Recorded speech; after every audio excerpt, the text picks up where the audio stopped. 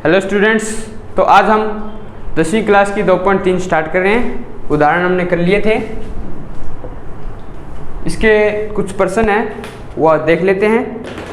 तो 2.3 का पहला प्रश्न है, इसमें कहा गया है कि प्रमाणित कीजिए कि 5 माइनस √3 एक अप्रिमेय संख्या है।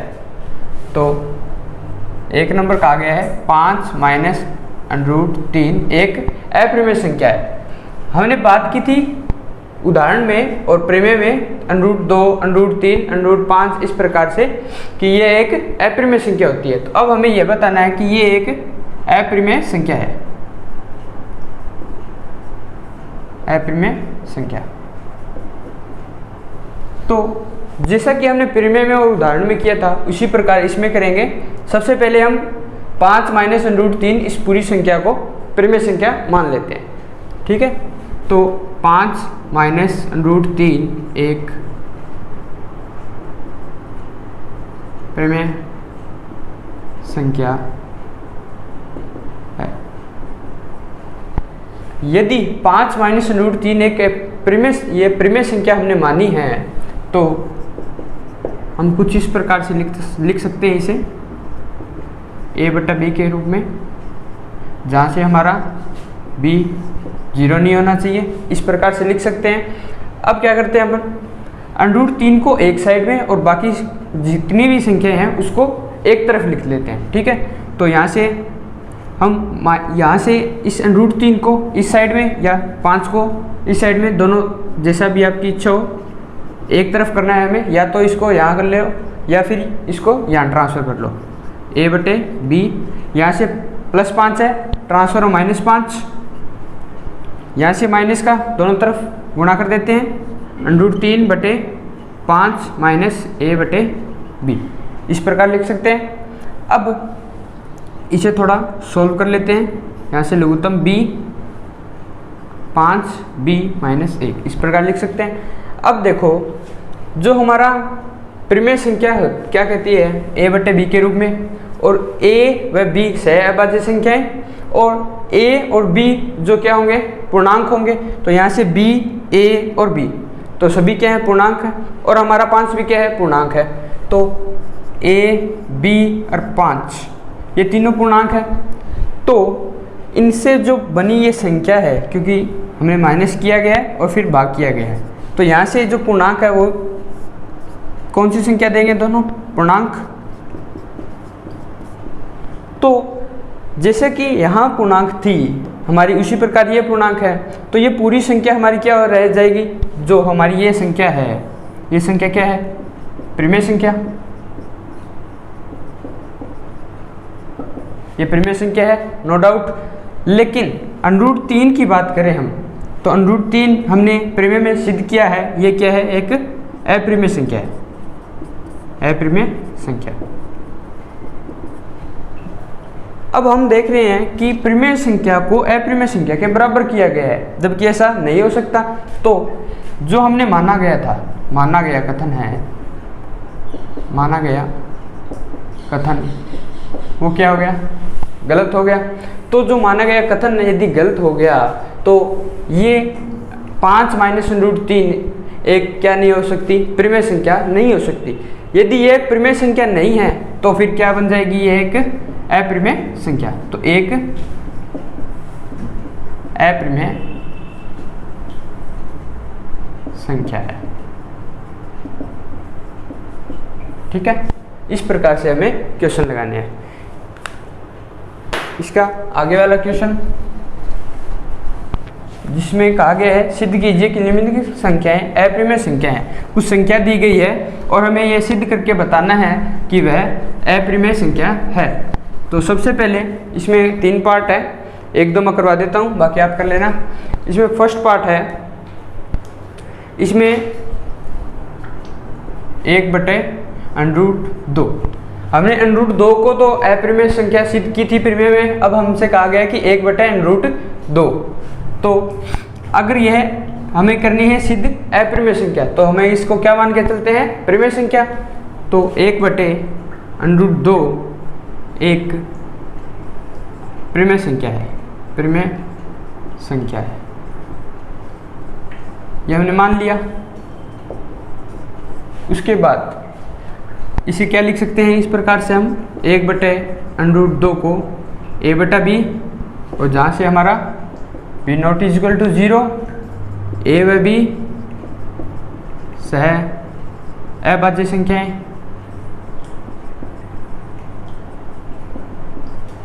ये होता है हमारा। इस प्रकार अगर हम इस वाले का पूरे का वर्ग कर दें, वर्ग करने पर आगे वर्ग करने पर जैसा कि हमने प्रमेय में किया था उसी प्रकार से, तो 1/√2 का स्क्वायर a/b का स्क्वायर करते हैं, 1/2 a²/b²। ठीक है, अब हम b वाले को इस साइड वज्र गुणा कर देते हैं, तो b² बराबर क्या आ जाएगा, 2a²। तो यहाँ से देखो इस साइड में 2 का पूरा पूरा भाग जा रहा है, तो हम जैसा कि प्रमेय में कहा था उसी प्रकार से ये है, 2 का यहाँ से पूरा पूरा भाग जा रहा है, तो हम कह सकते हैं कि b² में 2 का भाग जा रहा है, तो b² 2 से विभाजित है, विभाजित है। अब हम प्रमेय नंबर 2.3 में हमने बात की थी, यदि b² 2 से विभाजित होगा तो हमारा b भी 2 से विभाजित होगा। हमने चर्चा कर ली है, हम लिख सकते हैं 2.3 से कि b भी 2 से विभाजित होगा, ये बात हम लिख सकते हैं। अब b 2 से विभाजित है, ठीक है। अब हम यदि हम यह और बता दें कि a भी 2 से विभाजित है, तो ये वाली बात जो हमने मानी है कि a व b अभाज्य संख्याएं हैं, लेकिन अगर 2 इसका कॉमन फैक्टर निकल जाए कि दोनों में 2 का भाग जा रहा है, तो हम कह सकते हैं कि ये हमारा माना गया कथन गलत है। और माना गया कथन यदि गलत हो जाता है तो ये जो संख्या है वो परिमेय संख्या नहीं रहेगी, परिमेय संख्या नहीं होगी तो अपरिमेय संख्या बन जाएगी। तो अब हमें क्या करना है, सिर्फ ये देखना है कि 2 का भाग a में जा रहा है या नहीं जा रहा है। तो यदि हम इस वाली लाइन से ये वाली लाइन लिख रहे हैं कि b² बराबर 2a² है, और तब हम कह रहे हैं कि b² 2 से विभाजित है, तो b², ये जो b है हमारा वो 2 से विभाजित है। तो इसी लाइन से हम ये भी तो लिख सकते हैं कि b बराबर 2c, ये लिख सकते हैं इस लाइन से।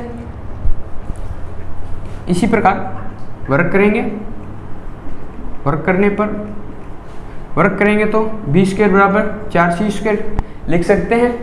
अब देखो b² बराबर है 2a² और यहाँ से b² बराबर है 4c², तो दोनों को बराबर कर सकते हैं अपन।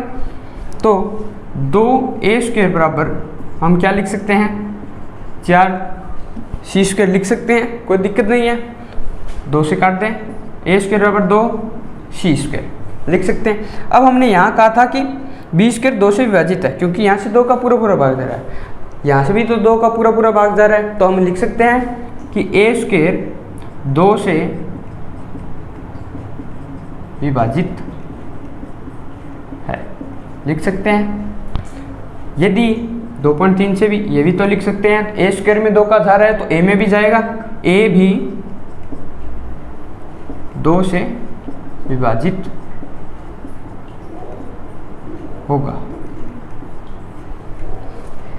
ये वाली लाइन देखो और ये वाली लाइन देखो। अब इसमें कहा था b भी 2 से विभाजित है और a भी 2 से विभाजित है, तो हम कह सकते हैं कि a व b दोनों 2 से विभाजित हैं, लिख सकते हैं। यदि a व b दोनों 2 से विभाजित हैं तो क्या हम ये कह सकते हैं कि a व b दोनों सहअभाज्य संख्या है? नहीं कह सकते। ये वाली कथन हमारा क्या हो गया, गलत हो गया। गलत होने के कारण ये एक अप्रिमेय, ये जो 1/√2 हमने मानी थी कि परिमेय संख्या है वो परिमेय संख्या नहीं रहेगी। तो अब जो कथन माना था वो हो गया गलत, और गलत होने के कारण ये परिमेय संख्या न होकर क्या बन जाएगी, एक अप्रिमेय संख्या है। अतः हमारी 1/√2 एक अप्रिमेय संख्या है। ठीक है, इस प्रकार से हमें प्रश्नों को लगाना है। ठीक है, अब हम सेकंड में इसी का ये सेकंड का पहला पार्ट था, ये सेकंड का पहला है। अब सेकंड का सेकंड करेंगे।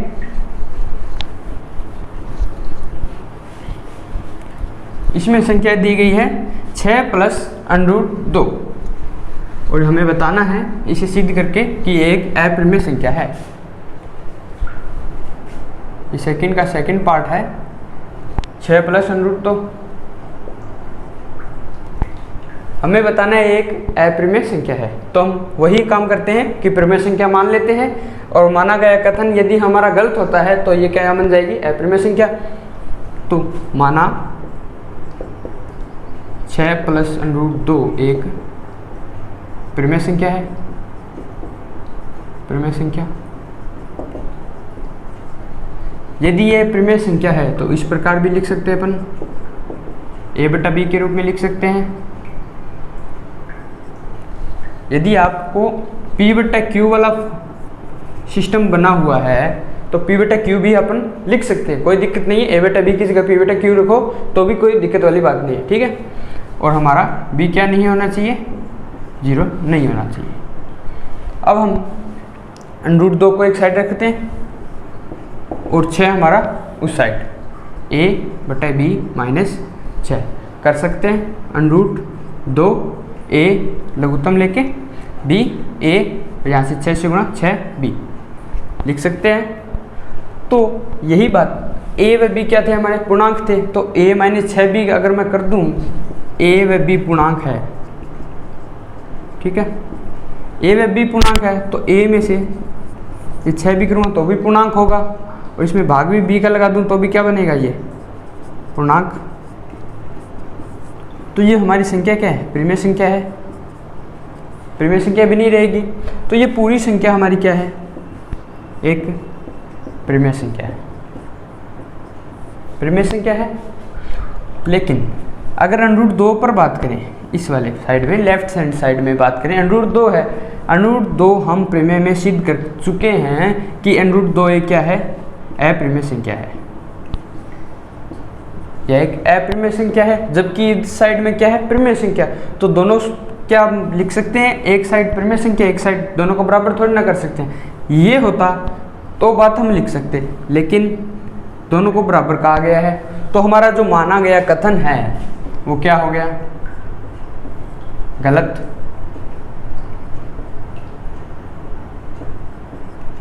ये हमारा कथन क्या हो गया, गलत हो गया। कथन गलत होने के कारण जो हमने माना था कि 6 प्लस √2 एक प्रिमेय संख्या है, तो वो प्रिमेय संख्या नहीं रहेगी, प्रिमेय संख्या नहीं है। प्रिमेय संख्या नहीं है तो क्या है फिर, तो 6 प्लस √2 क्या बन जाएगी, एक अप्रिमेय संख्या, प्रिमेय संख्या है।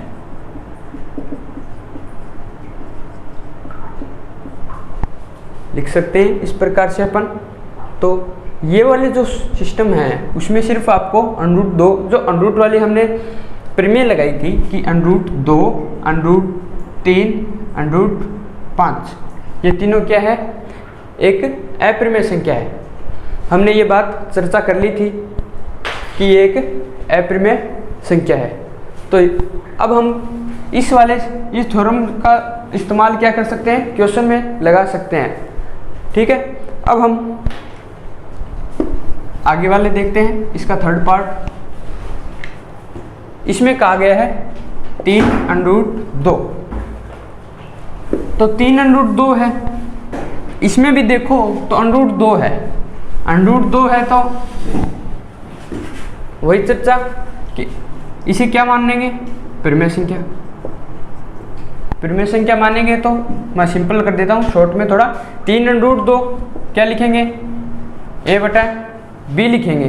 तो a/b लिख देंगे तो यहाँ से √2, हम √2 क्यों लिखते हैं एक साइड में, क्योंकि √2, √3 और √5 हमारी प्रिमेय में हम सिद्ध कर चुके हैं। तो इस पे कोई चर्चा नहीं है, कोई डिस्कस नहीं है कि ये प्रिमेय संख्या है ये नहीं है। इसलिए हम √2, √5 को क्या करते हैं, एक साइड में रखते हैं और जो बचा हुआ पार्ट है उसको उस साइड में रख देते हैं, ठीक है। तो यहाँ से √2 बराबर 3 यहाँ से गुणा में है, भाग में दे देंगे तो a/3b ये हम लिख सकते हैं।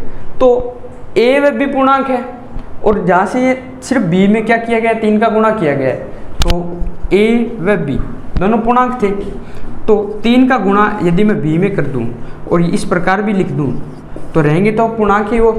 अगर ये पूर्णांक है तो इस वाले साइड में क्या है, ये परिमेय संख्या ही तो है, ये परिमेय संख्या ही रहेगी। कोई इसमें ये तो नहीं है कि हमने कुछ और कर दिया तो ये परिमेय बदल जाएगी, वही सिस्टम है। तो परिमेय संख्या है, परिमेय संख्या है, और ये हमारी अपरिमेय संख्या, ये अपरिमेय संख्या है। तो अपरिमेय संख्या को परिमेय संख्या के बराबर किया हुआ है, तो माना गया कथन क्या हो जाएगा, ये हमारा गलत हो गया। कथन गलत होते ही ये परिमेय संख्या नहीं रहेगी, परिमेय संख्या नहीं है तो हमारी क्या बन जाएगी, 3√2 एक अपरिमेय संख्या है, अपरिमेय संख्या। ठीक है, इस प्रकार से हमें सोल्व क्वेश्चन को लगाने हैं। अब इसमें है लास्ट,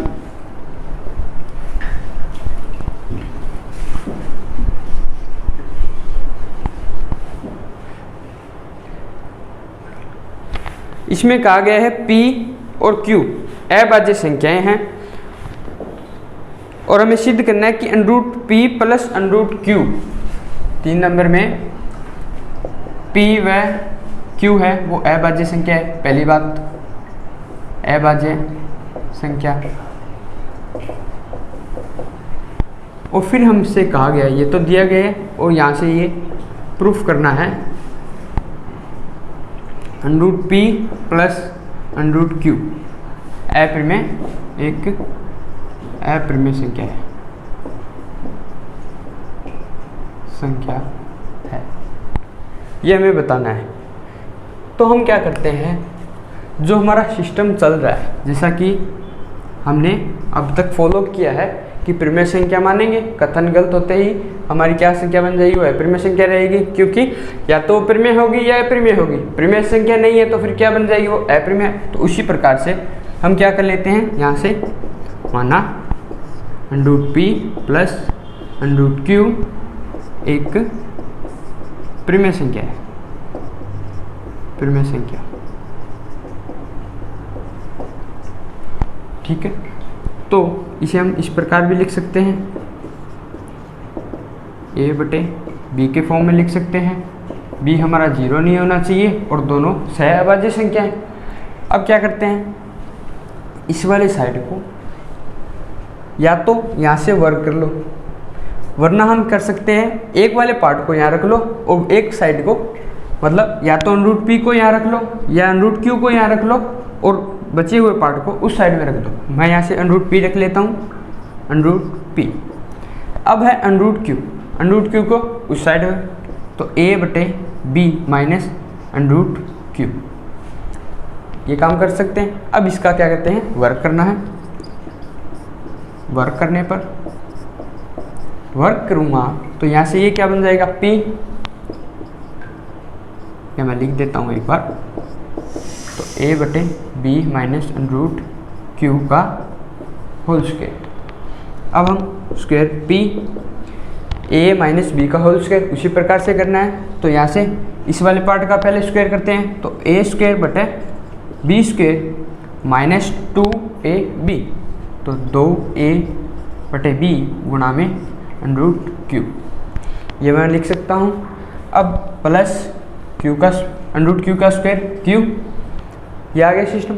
अब बात करें P सीधा है, √, नहीं है, यहाँ नहीं है, सिर्फ इस वाले पार्ट में है, तो √, वाली संख्या है वो जो पद है उसको एक तरफ ले आते हैं, बाकी को उस साइड में। ठीक है, अब हम क्या करते हैं, इस वाले पार्ट को जो माइनस में है इस साइड लाएंगे, प्लस में हो जाएगा, तो 2a/b गुणा में √Q है, ये वाला पार्ट यहाँ आ गया। यहाँ से क्या है, a²/b², a²/b², प्लस में क्या है, Q है, और यहाँ से P था, तो P था उस साइड में माइनस P, इतना काम हो गया। इस वाले को यहाँ रखा गया है, ये माइनस का पार्ट इस साइड में ले आया मैं प्लस में, और प्लस Q और वो है ही, और जो P यहाँ प्लस था उसे माइनस में रखा गया। ठीक है, अब मैं क्या करता हूँ, इस वाले हमने क्या कही थी कि एक साइड में क्या रखेंगे अपन, अंडरूट संख्या, तो अंडरूट 2, अंडरूट 3, अंडरूट 5 सारी अभाज्य संख्याएं थी। क्यू भी हमारी अभाज्य संख्या है, तो इस वाले पार्ट को रख लेते हैं और जो गुणा में जो पार्ट है पूर्णांक वाला उसको दूसरी साइड में ट्रांसफर कर देते हैं। तो यहाँ से अंडरूट क्यू रह जाएगा a² बटे b² और ये हमारा q माइनस पी और बटे में हमें ये लाना है, तो ये हम लिख सकते हैं इस प्रकार q माइनस पी, कोई दिक्कत नहीं है। इस वाले पार्ट को मैं क्या करता हूँ भाग में ले आ रहा हूँ, इसको मैं थोड़ा इससे लिख देता हूँ, इस प्रकार लिख देता हूँ कि 2a बटे p, ये पार्ट में लिख सकते हैं। अब क्या करते हैं इस वाले का लघुत्तम ले लेते हैं पहले और फिर इन दोनों को हल करते हैं, या फिर एक काम करो पहले लघुत्तम ले लो ताकि आपको कन्फ्यूज़न ना हो, वही काम कर लेते हैं। तो यहाँ से b² एलसीएम आ गया, यहाँ से a² रहेगा a² प्लस ये q माइनस पी है, b² गुणा में आएगा, ये एलसीएम हो गया। अब मैं अंडरूट क्यू को लेता हूँ, तो अंडरूट क्यू बराबर क्या आ जाएगा a² plus q minus P गुणा में b², तो यहाँ से b²। अब जो b भाग में है वो गुणा में जाएगा और जो गुणा में है वो भाग में जाएगा, तो b बटे 2 लिख सकते हैं हम। अब b से b कैंसिल कर देते हैं, तो a² plus q minus P गुणा में b²।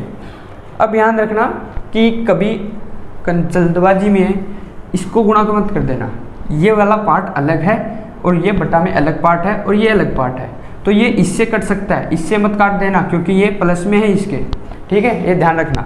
तो यहाँ से b से हम काटेंगे तो यहाँ b रहेगा और यहाँ 2ab, तो 2a, ये 2a और यहाँ से वाला b, तो 2ab रह गया।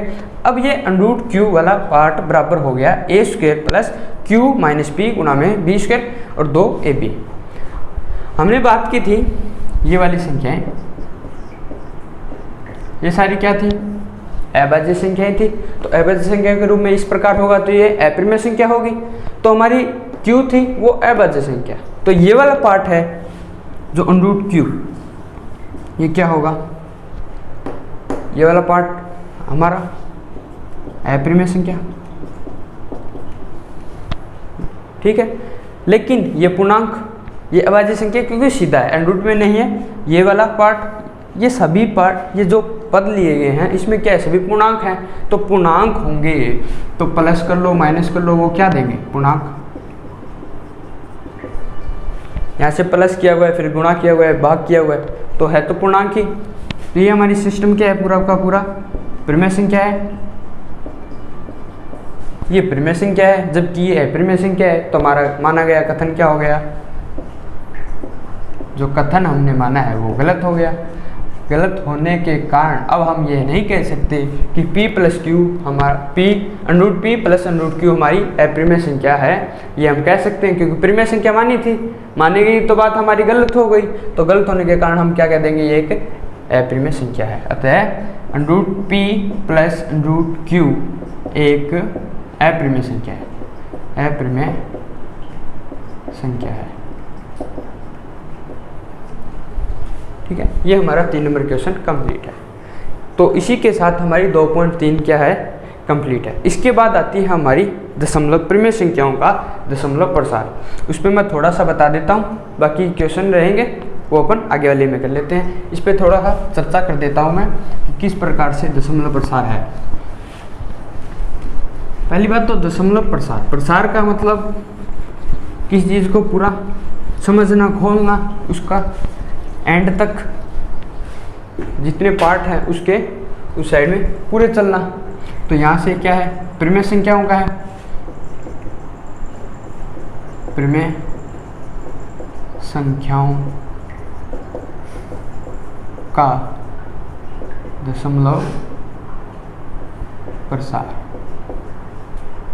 ये का।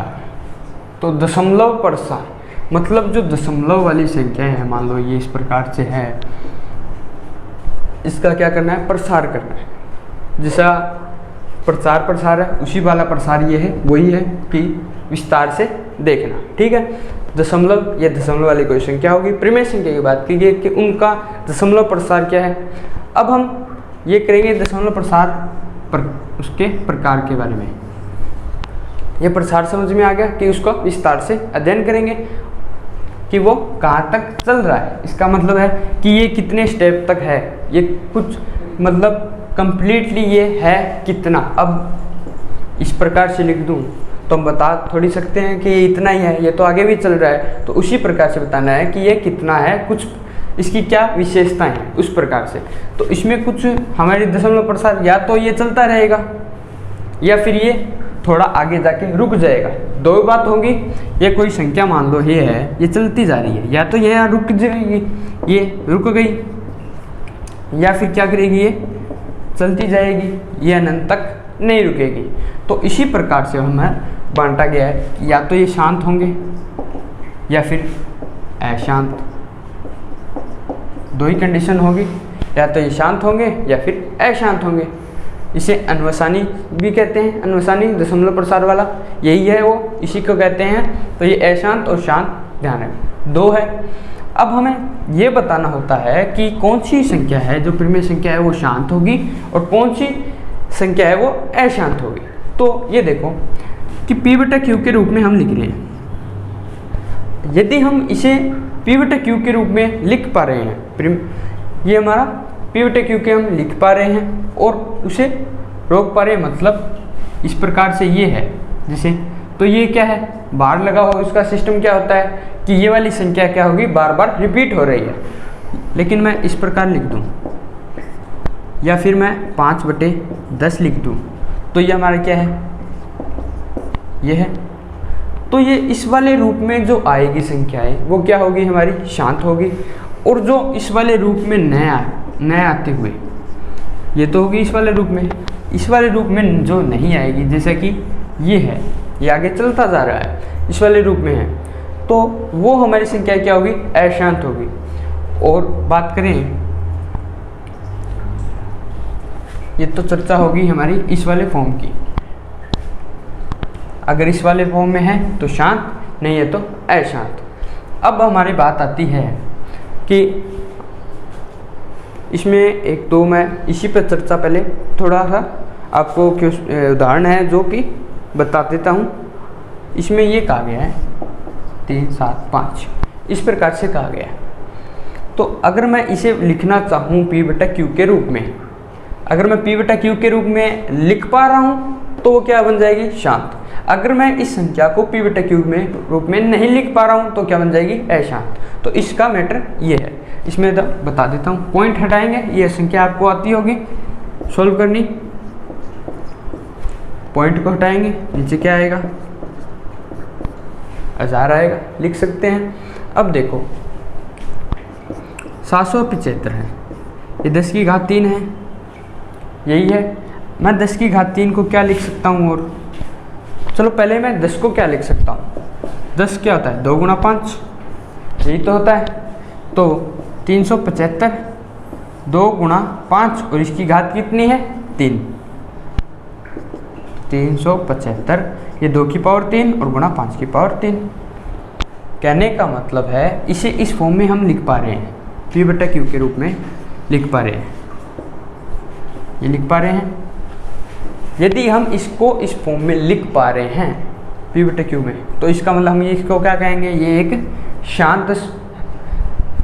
जबकि अगर मैं इसकी बात करूं तो ये क्या है, इसकी संख्या की बात करो तो इसमें क्या है, 0.1001 पर बार है। अगर मैं पॉइंट को हटाना चाहूँगा तो सबसे पहले तो मुझे ये देखना है कि ये बार है। तो बार होने के कारण ये संख्या क्या है, कुछ इस प्रकार से है। अगर मैं 12 हटा के आपको सिंपल बताऊं तो इस प्रकार से है, ये तो चलती जा रही है। तो कितने पॉइंट कहाँ से हटाओगे, कितने लगाओगे, तो P बटा Q के में हम नहीं लिख सकते, तो ये संख्या क्या बन जाएगी, हमारी अशांत। इसी प्रकार से आगे मैंने हल किया है, ये देखो, तो जो 10 की घात 3 है उसको मैंने 2 इस फॉर्म में लिखा है। तो यदि इस फॉर्म में भी अगर बन जाए हमारा हर, ये अंश होता है, ये हर होता है, तो अगर हर हमारा 2 गुणा 5 की कोई घात के रूप में बन जाए तो भी हमारी क्या होगी, मतलब 2 गुणा 5 की घात के रूप में, इसे मैं n या m कोई भी घात हो, लेकिन ये वाला सिस्टम होना चाहिए 2 की पावर n और 5 की पावर n। इस वाले अगर हर में है तो भी हमारी वो संख्या क्या होगी, शांत होगी। यदि 2 गुणा ये 2 की पावर n और 5 की पावर n इस वाले सिस्टम में नहीं बन पा रही है तो ये हमारी क्या बन जाएगी, अशांत बन जाएगी। तो ये दोनों बातें आप ध्यान रखना। इसमें कुछ उदाहरण और क्वेश्चन है वो हम आगे कर लेंगे, ठीक है। ये वाला सिस्टम है कि कौन सी संख्या शांत होगी और कौन सी संख्या अशांत होगी। इसमें कुछ प्रश्न या एग्जाम्पल है वो आप करना और मैं कल करवा दूँगा।